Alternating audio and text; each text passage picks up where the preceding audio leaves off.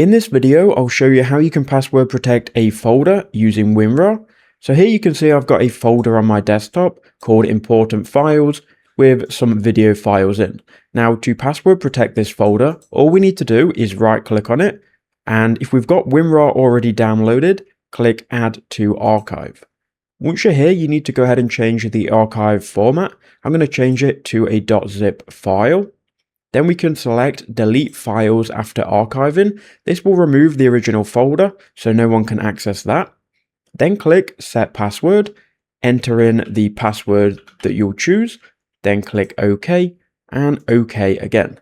What that will do is it will remove the original folder and zip the files into a .zip file. Now if we right click and we go and try and extract it, and then click OK, it's going to ask us for the password, which we have to enter before we'll be able to extract the files fully and access them.